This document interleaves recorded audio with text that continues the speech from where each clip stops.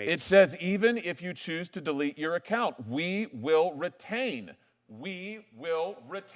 your genetic information, date of birth and sex, even if you choose to delete your account.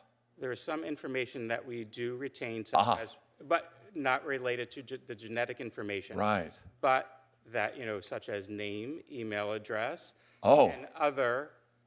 So even if you delete the account, you retain their name, you retain their email address, you retain their date of birth, you retain their sex, and you retain their genetic information, even if they choose to delete your account. So in other words, don't talk to your suit behind you. Talk to me. He's not testifying. You are. Before you watch this hearing, here's why millions of Americans should pay attention. Senator Josh Hawley confronts 23andMe executives over the future of nearly 15 million customers' genetic data after the company's planned sale. Hawley accuses the company of misleading customers about who truly controls their DNA and whether their personal information can ever be permanently deleted.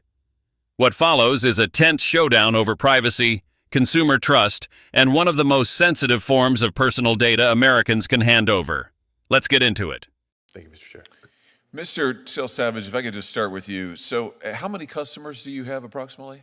Between 14 and 15 million customers. Between 14 and 15 million. I think you told Senator Britt just a minute ago that a goodly number of those are minors. Is that correct? What I said was I don't have the number of customers. You have the genetic data of a good many minors. Is that correct?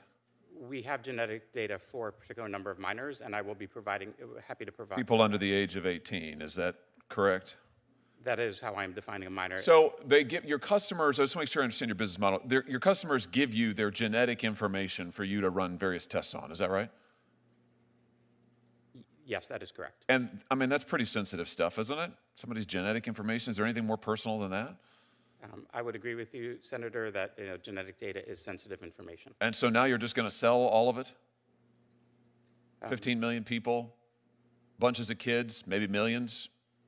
It's just going to be sold in the open market? As Senator, the good news, as I mentioned, is that the two bidders or buyers for the company, one is Regeneron, which is That's the big pharma company? It doesn't make me feel any better. It is a large pharmaceutical company. All right, so you're gonna take 15 million Americans' genetic information and you're gonna sell it to somebody, and your message to us is today, trust us, it'll be fine.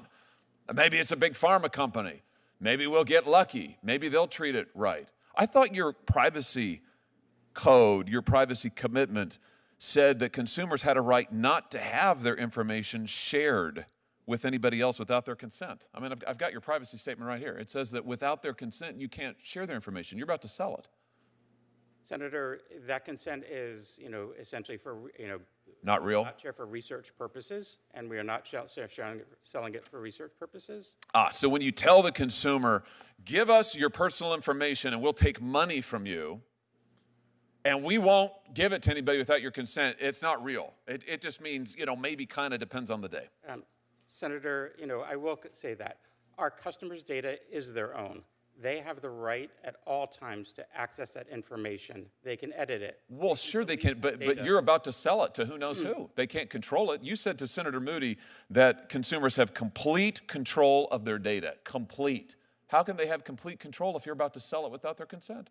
Senator, they can delete that data anytime up until the sale and after. Oh, okay. They can delete the data.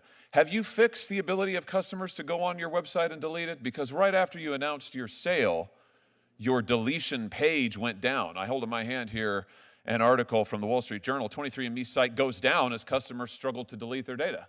Can they even get onto your site to delete their data? They can, Senator. And you fixed this?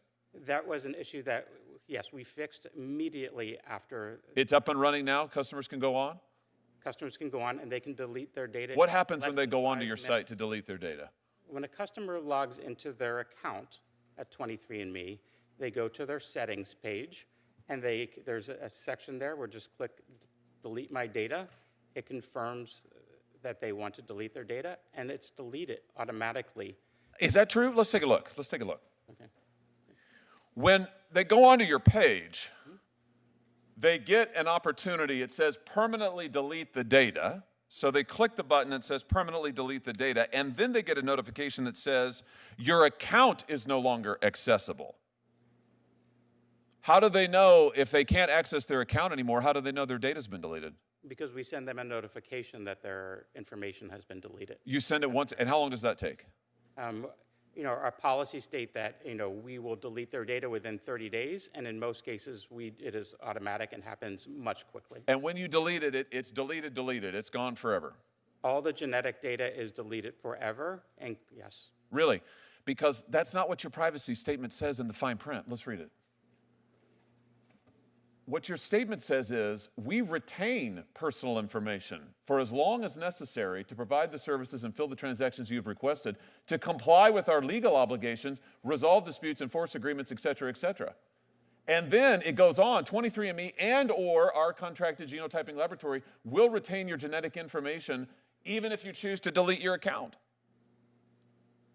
Senator, 23andMe, it does not retain any genetic information regarding the consumer once they delete their account. We do. It says right here that you will retain genetic information, including date of birth and sex, even if you choose to delete your account. This is your privacy policy. I'm just quoting from it. Senator, to the best of my knowledge, we do not maintain any genetic information. It says even if you choose to delete your account, we will retain your genetic information, date of birth and sex, even if you choose to delete your account. There is some information that we do retain, such as, but not related to the genetic information. Right. But that, such as name, email address, Oh. and other. So even if you delete the account, you retain their name, you retain their email address, you retain their date of birth, you retain their sex, and you retain their genetic information, even if they choose to delete your account. So in other words, don't talk to your suit behind you, talk to me. He's not testifying, you are. You do not allow consumers actually to delete permanently their data.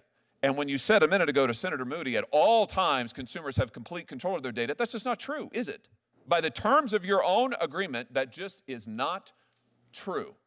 Senator, with all due respect, all of the genetic data is deleted. We are only With all due respect, what you are telling me is in direct contravention to what your own policy states, even if you choose to delete your account. In fact, what you do is you allow your consumers to delete their account settings, but their data isn't deleted.